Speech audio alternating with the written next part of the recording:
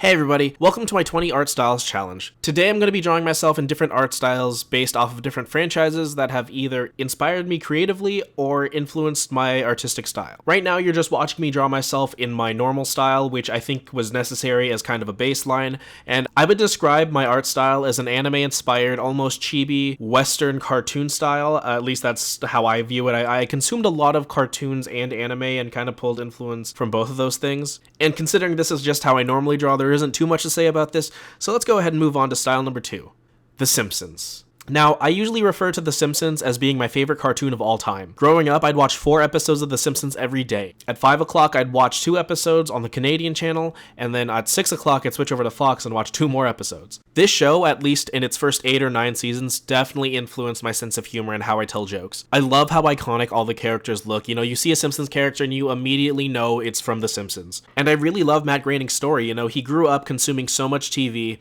and all his teachers kept telling him, you know, you're never gonna go anywhere with all this TV knowledge, and he ended up creating the longest running television show ever, I think. As far as the drawing itself goes, I wanted to really kind of get that almost rubber hosed kind of look that The Simpsons have. I once heard a long time ago that the reason why the Simpsons characters are colored so interestingly is because they wanted to play around with how different colors and hues and values showed up on different TVs. So instead of giving myself a black hoodie, I changed all of my black clothing to be kind of a navy color, since Simpsons characters almost never wear black clothing. They always have these like very specific shades of primary colors usually. I also made the decision to make my skin yellow, which most people will be like, of course, it's The Simpsons, but actually in The Simpsons, only Caucasian characters are yellow and minorities have natural skin colors. So I did do a draft of this where I kind of had my normal skin color. You know, without the other yellow characters around me or the technicolored background, it wasn't really reading as The Simpsons, so I just went ahead and made my skin yellow. And there we have sushi in the style of The Simpsons. Style number 3 is the Dragon Ball franchise, specifically Dragon Ball Super, just because that show was drawn and colored digitally and I had the tools to kind of replicate that better. If The Simpsons was my favorite cartoon of all time, Dragon Ball Z is my favorite anime of all time. I love all of Akira Toriyama's art, all of his illustrations. One of my favorite things about certain character designers is if you look at it and you just know it's by them. And that's really something that I've kind of aspired to do with myself. I really wanted to create an art style that if someone saw a character I drew, even if it's fan art of someone else's character, they would know that it was me. Around the time I was a teenager, I was drawing a lot of Dragon Ball characters, and my art style actually looked a lot more like Dragon Ball than it does now. So it was actually a lot of fun to kind of go back and, draw eyes and eyebrows like this, draw the folds of clothing like very angular but also very curved, and everything has kind of like a lot of little details yet no details, and kind of just like the vague implication of details. It's kind of hard to explain, but it was really fun to explore. And that being said, this was style number 3, sushi, in Dragon Ball Super. It was so much fun to go back to this art style after like maybe 10 years of not drawing Dragon Ball looking stuff. Style number 4 is Scott Pilgrim, specifically the comics. Now, when I watched the Scott Pilgrim movie back when it came out, I believe in 2010,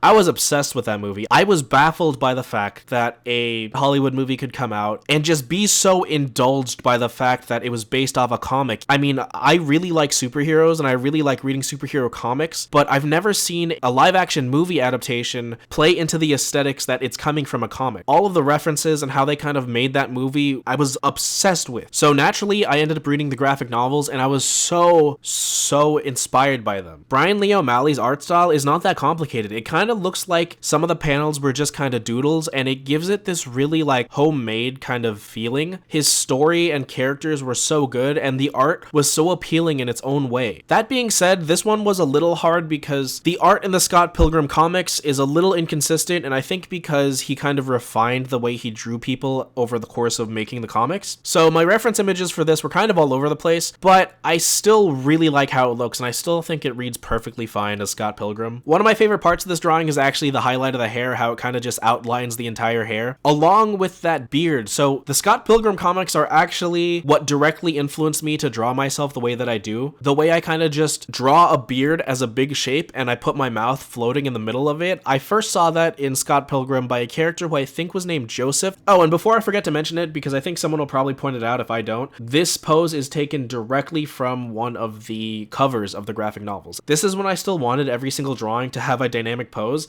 and a lot of the reference images of more dynamic poses, they weren't full body, and this was kind of the only one that I could find. And so here's style number 4, sushi in Scott Pilgrim.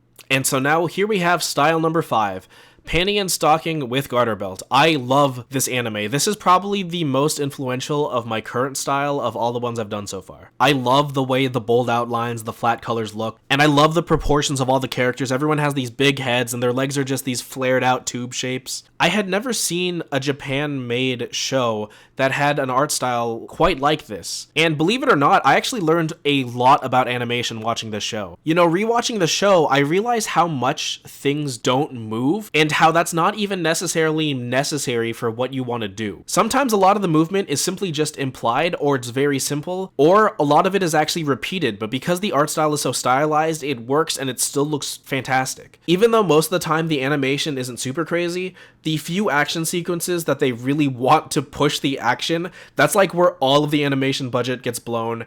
And the sequences are crazy. Otherwise, I feel really right at home in this art style. I love the big pen swoops to make all the big basic shapes.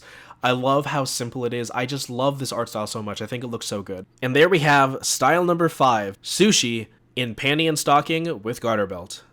Style number 6, I did Kids Next Door, one of my favorite American cartoons probably ever. I was around 10 years old when this show first aired, and Cartoon Network launched this game on their website to promote the show, and I was obsessed with that game. I was obsessed with the lore of this show. I thought it was so cool to have just this show kind of driven at kid power during an age where I was starting to feel like I didn't have to always listen to authority. And I have a huge soft spot for shows that are episodic, maybe villain of the week, that progressively gain a larger lore and bigger form of storytelling. I just think that cartoons are the perfect format for that. You know, you kind of casually watch them and then you get more invested and then they end up being this huge thing. And that's just the kind of cartoon I want to make someday. I really like the character dynamic of the 5 main characters. I think they all work really well. I think every main character is super well fleshed out, super likable in their own way. I just love the way this show was thought out. The show was also very smart in its diversity, which is something I didn't notice as a kid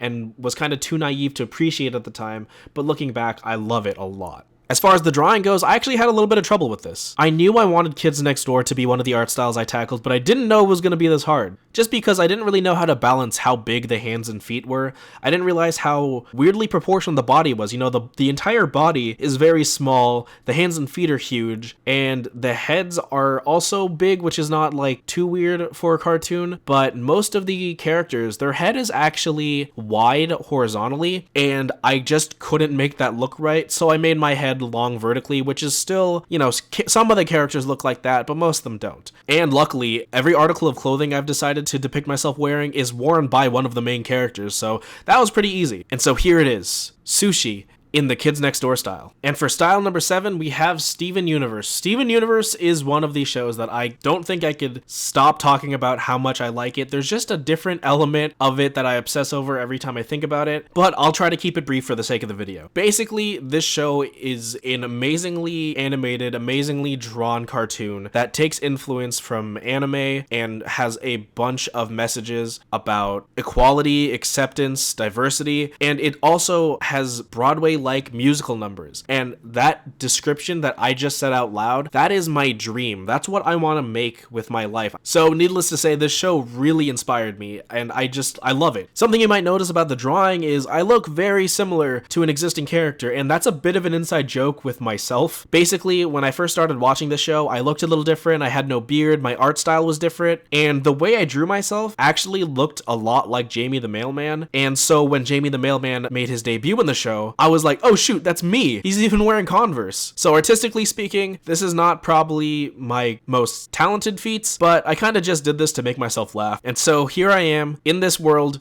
Jamie the Mailman's doppelganger, Sushi, in the Steven Universe style. Style number 8 is going to be Paper Mario. I knew for a fact I wanted something Nintendo in this list. Nintendo is one of my biggest loves. I will always be devoted to them. I will always love them. You know, they made my childhood so great. You know, Miyamoto's up there along with Akira Toriyama as one of my biggest creative influences. All these stories about how he just took aspects of his life and was able to turn them into a video game. He started gardening, so he made Pikmin. He got a dog, so he made Nintendogs. When he was a kid, he went in the woods and pretended to have a sword, so he made Zelda. You know, I once saw this quote, and I had to look up who said it. It was Ursula Le Guin. I hope I said that right. But there was this quote where she said, "A creative adult is the child who survived." And That resonated with me so much, and I see that so much in Miyamoto's work and the games that he makes. And that's the kind of adult that I want to be, and that's basically my thesis for this entire YouTube channel looking forward. I ended up going with Paper Mario because it's a franchise that's always in 2D, and I could draw it in 2D. Maybe if I'm crazy enough, I'll learn how to 3D model, and I'll do this challenge again with 20 different styles in 3D, but I probably shouldn't have said that. I don't know. I don't want to commit to that idea just yet. But basically, even though I don't really like most of the games in the Paper Mario franchise, I love Mario, and I love the first two Paper Mario games. In fact, The Thousand Year Door is one of my favorite games of all time. I think if I made like a top 5 list, it would definitely be there. And I just love the creativity in how they build the world and how they utilize humor to storytell, and just everything about how the Paper Mario games that I like, the way they kind of build the world, the way they utilize even just the fact that they're made of paper. It's so fun, it's so creative, and I just love it so much. And the thing that I thought was the most interesting about the Paper Mario art style is the shading. They shade in a way that I don't know how to describe because I don't know if there's a term for it, but basically there's a shading layer on each individual piece of the character that falls into a gradient, and then the edges are outlined with the base color. I hope that makes sense, but you'll see me do it. And I actually think it replicated the actual art style pretty well, even though I'm pretty sure this isn't how they do it. And so here it is, sushi in the Paper Mario style. Style number 9 is Naruto, and you might notice that I'm looking a little different in this one, and that's because I made the conclusion that Kishimoto's art style is not super unique as an anime art style. Like, it's fundamentally good, but it doesn't stand out and doesn't really read as Naruto unless the character is wearing clothes from Naruto. So this is me dressed as a Jonin. Naruto is one that I knew I had to do. I was obsessed with Naruto for all of middle school. I drew Naruto characters, I made Naruto OCs. It's such a horrible, cursed part of my life, and it's actually what got me started drawing online. And I had a self-insert called CJ Uchiha, and he was just Sasuke wearing red. And that explanation is the most middle school artist story of my life, and I think of anyone's life, if I'm being honest. That being said, Naruto didn't really inspire me artistically as much as it did narratively. And Naruto is the series where I kind of made the realization and the decision that if I were to ever make a series, my biggest focus was going to be character driven, and I wanted there to be a lot of characters that are very different so that different types of people can all like the show that I'm making, because every different person will resonate with a different character. And of course, I can't talk about the influence Naruto had on me without talking about my love for Rock Lee. When I was in middle school and I saw Rock Lee's backstory, it literally changed my life, because, you know, I always felt like I was this weirdo who just did not have what it takes to accomplish his goals, and I saw Rock Lee, who couldn't do ninjutsu, who wanted to be a ninja so bad that he pushed himself beyond what he could physically do. I was 11 years old, and something clicked with me with this character. Maybe it's because I had the same hairstyle and eyebrows as him, but I knew after I watched those episodes where Rock Lee fought Gaara that I was never going to give up on my aspirations. It's just so funny because I've had friends who have legitimately told me, like, I wonder what you would have been like growing up if you just had a different favorite character. Anyways, this ended up being me talking about Rock Lee for way too long. Here's me in the Naruto art style. This pose is a pose that I saw Kakashi doing. That was the reference image, and I made my pants the tan color to match my joggers to make it look a little bit more like how I look in the rest of the drawings. And yeah, here we are. Sushi in the Naruto style. Style number 10 is Pokemon, specifically Pokemon Heart Gold and Soul Silver. I really wanted to match Sugimori's official art for the characters in that game because actually, Pokemon has actually had multiple different art styles and they kind of have changed from game to game. It's still Sugimori, he's just kind of changed as an artist over time, which is, you know, a thing that happens. That being said, you know, I looked at all of the Heart Gold Soul Silver art and it was very painterly. I really wanted to get a brush that was really thin and kind of broken up to make it look more like pencil marks, and I really wanted to give the entire image a texture like it was done on watercolor paper. That being said, I should probably also say that Pokemon did not really influence me in its human designs, although I had to draw myself as a human because that's what I am, but in its monster designs. I love designing monsters. I love drawing cute animals. The fact that each Pokemon is inspired by multiple different things usually, and how they kind of use the different elements of the different inspirations to kind of make this final little monster, I think is really cool. I love Pokemon designs, even ones that I think are conventionally not liked by most people. I love because I think they all all have their own value. And I love seeing them in the anime and the movies because I love just seeing how they move and how they animate with their different body types. And the number one thing that inspires me about Pokemon is definitely that every single Pokemon passes the silhouette test, which is insane to me because at the time of recording, there's almost like 1,000 Pokemon at this point. And,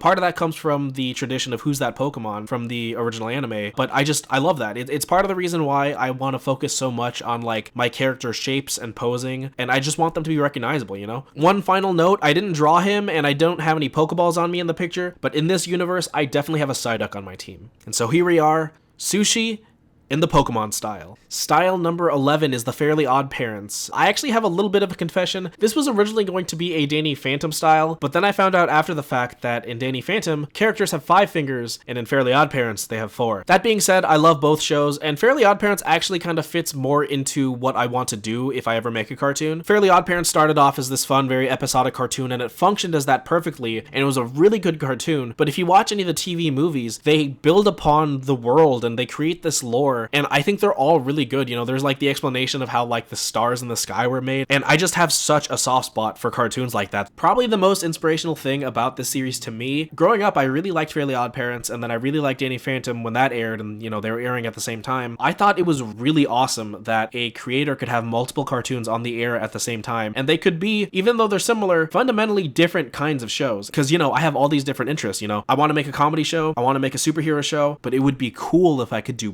both. And so yeah, here it is. Sushi in the Fairly Odd Parents style. Style number 12 is The World Ends With You. And I just adored this game when I was in high school. My interest in Japan so high at this point in my life because I had watched so much anime, and this game kind of gave me more of a perspective on Japanese street culture, Japanese fashion, and I thought it was all so cool. And when I finally went to Japan last year and I went to the Shibuya Scramble, I was like, whoa, this is from that game I like. And this was one of the most effective forms of storytelling that kind of affected me in the way that it did. It really kind of made me think about my mortality and my friendships with others and kind of what I valued. And as far as the drawing goes, I really liked this one. This one was a lot of fun to replicate. I liked Kingdom Hearts and I liked Final Fantasy VII in passing, but this is what got me into Nomura's art style.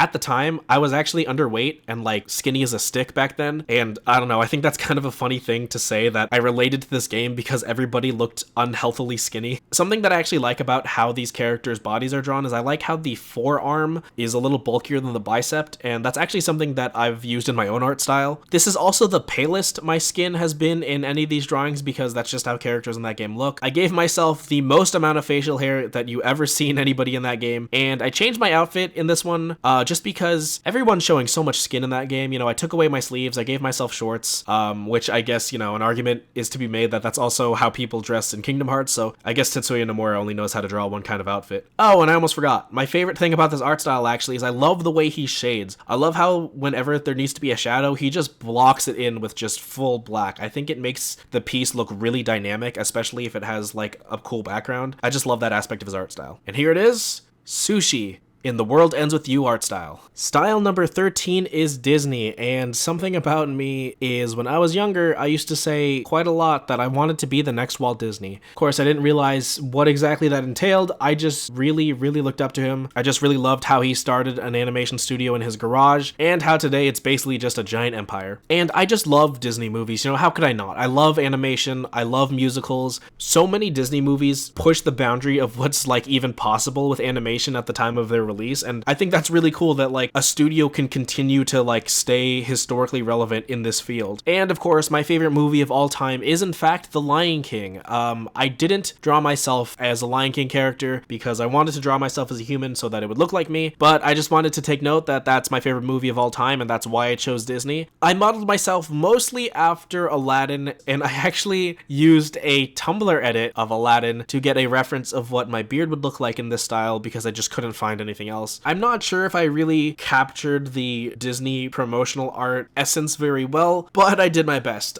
This was also the drawing to tell me not to do more realistic proportions because in the canvas size I was working on, the more I had to shrink down the character to make them more regular proportioned to a real human, the more pixelated it got. I was originally going to try and do a Jim Lee art style from DC Comics, and after this one was so hard and it got really pixely and I had to like resize it and edit it over and over and over again. And I was just like, okay, I don't want to do this anymore. And so here I am as a casual clothed Disney prince, my dream come true, sushi in the Disney style. Style number 14 takes a lot of explanation and is ironically probably the one that I executed the best. It's based off a cartoon called The Nut Shack, and that show was promoted as the first cartoon made by Filipinos for Filipinos. And at the time, I was interested in it. You know, it's historic. I wanted to devote my life to cartoons. I loved cartoon history. And, you know, it's part of my culture. You know, there wasn't a lot of Filipino relevance in the media I was consuming, and so I wanted to watch it, and it ended up being very bad. The crude humor was not very funny. The animation was very ugly. It wasn't a very good show, if I'm being completely honest. I didn't like it at all. And so I was very sad. Because it didn't air on any normal American television station, not a lot of people really knew about it around me. And so I went like 10 years without anybody bringing it up. But then in 2016, the theme song memed, and, you know, people were making memes of it, and people started spreading it around. People started reviewing it, calling it the worst cartoon ever made. And, you know, because of its historic relevance, people found it through the memes, discovered how bad it was, and would proceed to message me about it. I had multiple people message me about it, daring me to try and watch it, and what they didn't know is I grew up with this show. I attempted to watch it, I tried to like it, I wanted to support it, and I just hated it. And at this point in my life, I can't escape it. So because I said that these were franchises that inspired me, the way The Nut Shack inspires me is I may not be the first Filipino to make a cartoon, but I can definitely be the best. Because at the time of recording this is the only cartoon that's made for Filipinos by Filipinos. As far as the drawing goes, like I said, I think this is my best executed drawing. It looks the most like the art style I'm trying to replicate. And the number one thing that I wanted to really nail was their hands look like Ninja Turtle hands. You know, it's kind of normal for cartoon characters to have 4 fingers, but when they're proportioned like this and this detailed, it just looks so weird. And so here we are. If being in the Disney style was my dream come true, this is my nightmare come true. Sushi in the Nut Shack art style. Art style 15 is Into the Spiderverse. This is another one where I could probably talk forever about why I like it, but basically, if I could make this as short as possible, Into the Spiderverse I think is the best animated piece of media of the last 10 years. I adore it as a comic book superhero fan. I adore it as an animation buff. It's a comic book adaptation that loves its source material instead of trying to change it to be more realistic, and it has an animation style that is basically just the best thing ever. Now, this is the one I worked the longest on, and this was probably the hardest one for me, though I am happy about it. This is the closest thing to a digital painting of all these drawings. Replicating a CGI movie in 2D is not something I've ever done, but I'm pretty happy with kind of how I tackled it. I had to get the details in the hair just right because everyone's hair in Into the Spider-Verse is shaded in this very nice, like, paint strokey kind of way. I wanted to get all the comic book dots correct the way it's implemented, and because this was so different from, like, everything else I've ever drawn, and I ended up being really happy about it, I actually gave this one a background. It's the only one that I gave a background, and I think I'll actually put that up on screen when it's done. And so here we are. Sushi in the Spider-Verse style. Style number 16 is close enough. The HBO Max original series. This is the most recent franchise that I decided to pull from. J.G. Quintel is actually a huge inspiration to me. You know, I love regular show. It really inspired me when I found out that, like, his pilot, 2 in the AM, it was made very crudely. It looks, honestly, that pilot looks like a bunch of napkin drawings that he put into a slideshow. And that's not an insult. I think it's amazing that something like that can become a full cartoon on primetime TV. That made me feel like I could really do this and get my own cartoon on TV. Close Enough is the exact show that I needed at this point in my life. I'm not in my 30s yet. I'm 27 at the time of this recording, but I resonate with this show so much, you know? I'm so grateful that as I'm growing older, I have other cartoons to kind of resonate with the point in life I'm at, because a lot of adult cartoons are like Family Guy, and I just think that cartoons for adults don't have to always be crude humor, raunchy, you know, like, ooh, these are edgy jokes. I love the idea that cartoons can be aimed towards adults and still have everything that I love about cartoons in them. That being said, it's more than just being relatable that I'm now getting old. Much like regular show, there's a bunch of fantastical, surrealist elements of the show, and I love the juxtaposition of, like, I relate to this, but then things just go bananas in a way that is just like, I don't even know how he came up with this. And I love the shows he creates so much because of that. Please watch Close Enough on HBO Max. I would really love for it to get a second season, and I have a huge crush on Bridget from that show. And yeah, here it is. Sushi in the Close Enough art style. Art style number 17 is Sonic the Hedgehog, and I kind of broke my own rules for this. I didn't draw myself as a human for this one because I just couldn't. It would just be so wrong of me to everyone who knew me growing up if I didn't include Sonic the Hedgehog. So many people who knew me early in life just have so many vivid memories of me drawing Sonic characters over and over again and just drawing Sonic again and again, and I don't really know why. I loved Sonic, I love the Sonic games. It was just a disservice to not draw myself in the Sonic style. I drew myself as a hedgehog just to keep things simple, but I made a few decisions to kind of reflect how I normally depict myself in other styles. For example, I gave myself the kind of three-pronged hair bangs like Amy to kind of reflect how I draw my hair normally, and I gave myself the furry mouth muzzle like Tails to kind of make an implication of a beard. I even thought about making it black, but it just didn't look right. I didn't give myself any chest fluff or the bearskin belly that Sonic has because I knew I wanted to still have my hoodie, and it was just a lot of fun to do this, to draw like a Sonic insert for the first time in my life with any semblance of accuracy, because you know, when you're a kid, you draw stuff you see doesn't really look like what you're trying to make it look like. I don't know why this is the thing I took away most from this drawing, but that hand with like the fingers extended out on the left, I had a lot of fun drawing that hand. I don't know, it's just fun to like find new ways to draw things that you draw all the time, and making it super big and chunky with like a skinny arm attached to it was a lot of fun too. The thing that I'm probably the proudest about this drawing is the shading. I wanted to replicate all the promotional art and the art that you see on like Sonic Channel. So there's like a bold highlight that immediately becomes this dark gradient, but then there's also another layer of shading that's blocked out in a very obvious cell shaded transparent black layer, and then those just kind of sit on top of each other and overlap each other. And I'm just really happy with the way it turned out. So here it is, Sushi the Hedgehog in the Sonic the Hedgehog art style. Style number 18 is My Hero Academia, the show that has probably inspired me the most recently. I've always loved the idea of being a creator who just implements everything that inspires him in just one show, and this show is clearly that. This show incorporates everything I love about superhero mythos and everything I love about shonen mythos, and just fuses them together in like this beautiful, perfect marriage. And like, I can't even think of a better show to kind of showcase my interests in media than My Hero Academia, because it's like everything I love, and all the characters are so cute